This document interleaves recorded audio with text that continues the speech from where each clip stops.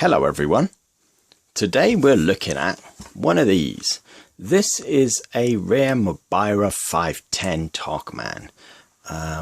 This is one of the very early ones. I think this one stems from about 1985. There really ain't much info about this particular one online. And I've looked. I've been in touch with a fellow collector of mine up in Scandinavia, and he knows about this one, but he ain't even got one. It's got, unfortunately, the antenna is missing, which normally goes here. And the pure simple reason is because the antenna was so long that when the guy shipped it, who I bought it off, he couldn't actually fit the antenna into the box without increasing the size of the box that much, which would have cost quite a substantial amount more to ship it. But what's interesting to note about this device, it's quite small for a phone that's, well, best part of 30 years old. And this did operate on the NMT 450 system. There's a little sticker in there which tells me. The product code for this is Mobira. I don't know if this will zoom in, but maybe not. Try and get that to focus. Oh, right. Well, maybe not then. Will it focus? Yes, it will.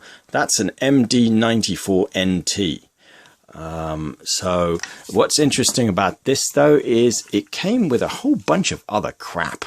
And I say crap, I don't actually mean crap, but a whole bunch of stuff. Primarily, and I'll push this back, it came with this. Now, you might be mistaken for thinking that this is out of a dashboard of some sort of out of a car, and you're probably right, because it's got a whole bunch of cables and some sort of data port and whatnot, and an RF connector, and this is a DIN size like any normal car stereo would be. This is definitely made by Nokia Mobira, as it clearly says there. Now, what's interesting to note is this bad boy slots in there. All you need to do is open this flap, and you'll find a load of connectors on the bottom of that, and they connect up with the ones down there. So this bad boy slots right in, like so, and I've connected it up to a 12 volt, and we're going to power this up. Before I do that, though, I'm going to show you something real quick. This phone is completely modular. And when I say modular, I really do mean modular. The handset comes off like so. And it's quite a bizarre way of unplugging a connector. Actually, you've got a flap that opens up, and then this thing slides out. And I ain't never seen one of these before. Certainly this is quite obscure, but you got a funny little connector there, and that's the handset. If you then pull this lever, you get, there's a whole bunch of levers that you can pull, these gray things here. This is a tough little sucker. You get, if I can wedge this guy out, oh, this comes undone first. So this is the top bit, and then obviously this comes undone like so. This is actually the battery pack. I've actually taken the batteries out of this because they were really corroded. But the batteries normally fit in here, and I don't know if it says, no, it doesn't actually say battery pack, but it's got a fuse holder there for a 6.3 amps. So I'm guessing this phone was really power hungry if they had a 6.3 amp fuse in this baby. So and that's that, and this is actually the phone itself. It's got a great big heat sink down here with the antenna port, a little bit of dust and grime there, but and this actually is quite weighty. This probably weighs 1.5 kilos, 2 kilos. Certainly an effort to hold it up like this. But you got obviously the model at the bottom, and these things that mate into the DIN car size holder, I suppose is what you would call it.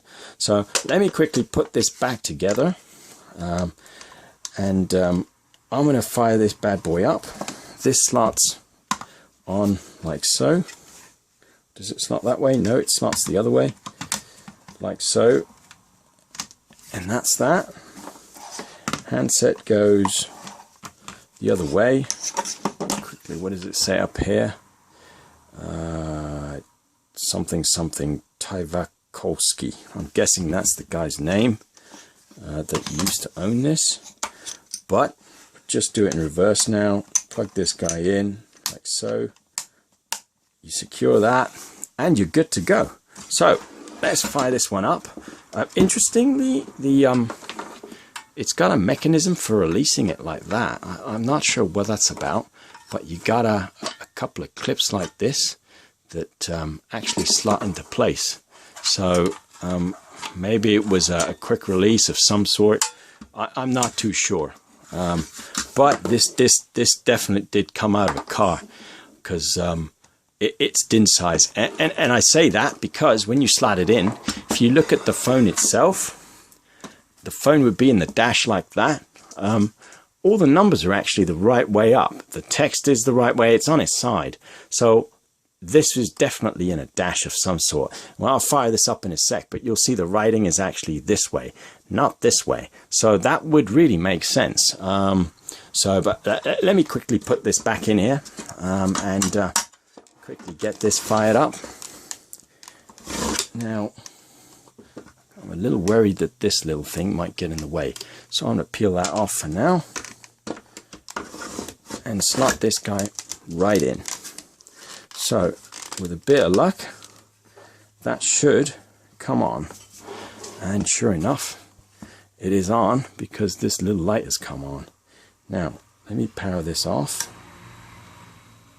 I don't know if y'all can hear that, but it's got a relay, and for some reason it don't come on. That's strange. Okay, let me try and reset that.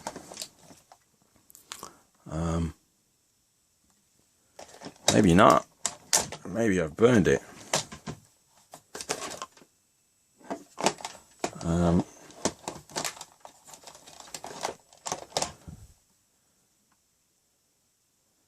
Okay, don't like that. I might need to reset this now, which is interesting because I did fire this up just before doing the video, and I hope I ain't burned it out by putting 12 volts across it. It did work earlier though, so I'm not too sure why it ain't working now. Let me try that again.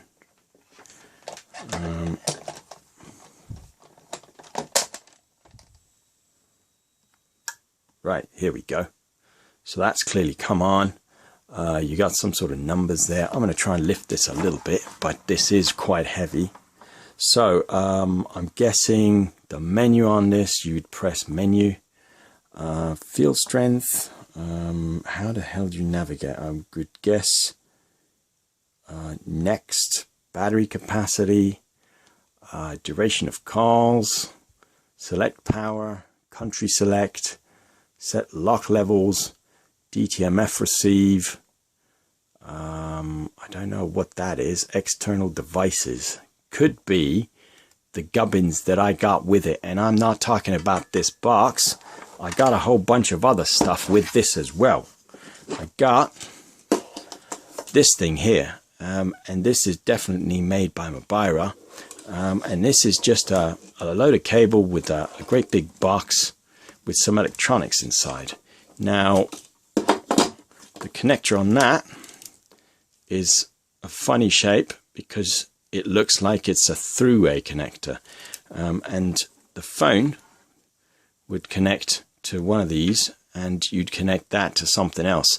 That something else I don't have, and I don't know what it is either. So if y'all know, drop me a comment, because I have no idea what this box does. It ain't got an RF connector, that's for sure. It's just a data thing of some sort. Maybe it's to transmit data, because this is known as a DATAman, as well as a Mobira Talkman 510. It's certainly interesting to note that it's got some sort of data connector on this, presumably for, I don't know, maybe for digital. Well, maybe they didn't have digital trunk radio back in those days, but certainly maybe for a modem or something else. But anyway, so continuing on, try and lift this up a little. If we go into the menu, we got field strength, battery capacity. We've been through all this already. Country select. Set lock levels, DTMF receive, external devices, user options, and field strength again. So if I do shift, previous, user options, now if we do OK, that will go into that part of the menu, and then we go ringing volume, ringing tone, keypad tones, lights on or off, LEDs to LCD, that's the backlight to the LCD, auto power off, ringing volume, and we've done that again. So let me try and do ringtone. Alert 1, how do you alert 2? Oh, so you got a choice of 2. Great. So you're really spoiled for choice on this one, I gotta say. Annoyingly, the menu on this disappears after about 5 seconds, so y'all need to go back into it. So user options, okay. Ringing volume, let's see what that does. How do you change the volume on this? Level 6, fixed level, ringing tone off. Level 2, 3, 4. I guess you just hit OK if you're happy with that. So menu. Next, let's go back to user options. OK. Let's see what else we can play with today. Keypad tones. Now, I don't know why this doesn't have the keypad tones beeping while I'm going through this, because it's got it set as on, but I've never actually been able to get them to beep. So maybe I'm doing something wrong. Maybe there is a different thing you need to go through. But I don't know. If y'all know, drop me a comment, because I sure as hell would like to know.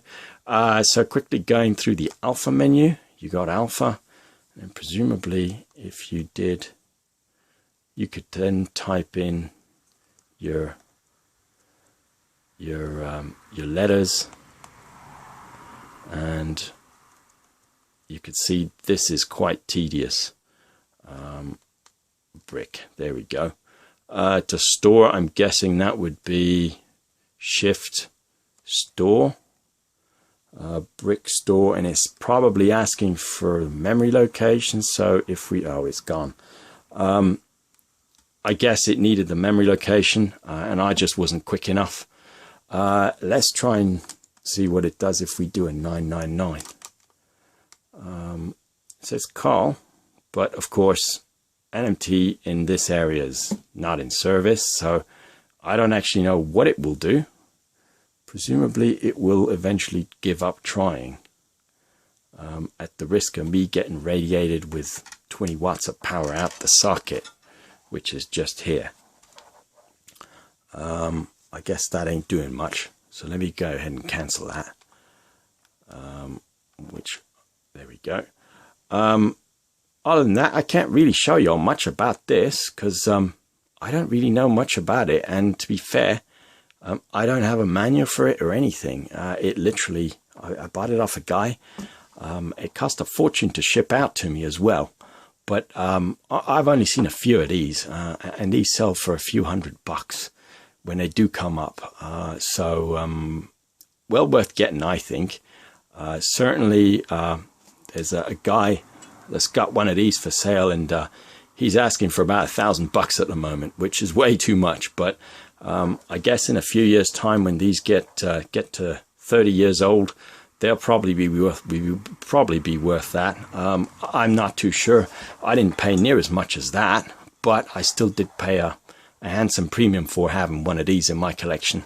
So well worth getting if you're into cell phones like me. Just wish this one had the original antenna, because I did actually have a photo of it mounted on here, and it was sizable. It was probably that sort of size actually, and this is a fairly large antenna, and that's for an MT450 as well, and that is on a, I believe that's a 720, and that's an RD72. Actually, no, maybe I've got that the wrong way around.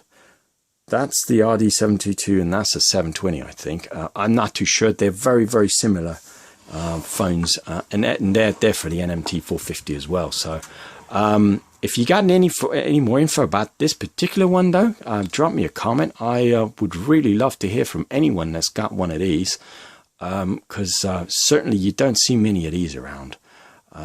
It's got a little switch up here which locks it into place into this cradle. I'm not too sure how that works, but I'm guessing there's a notch in there. And that's pretty much all I can say about this particular one. It is quite chunky, as you can see.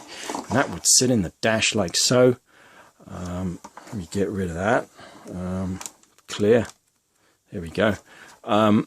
So yeah, I mean, that comes undone. The handset is a CU94M. And I need to drop this because this is getting real heavy. So yeah, thanks for checking this video out. If you like this sort of stuff, check out some of the other videos that I've done, and give me the thumbs up if you like this video or any of the other phones in my collection. And I'll try and do an update when I know more about this one, actually, because certainly this one is quite an interesting one. I think it's one of the rare Mobiras, I think. So certainly this is from mid to late 80s, given that's what the guy said, and I don't doubt that, because this is a very early one.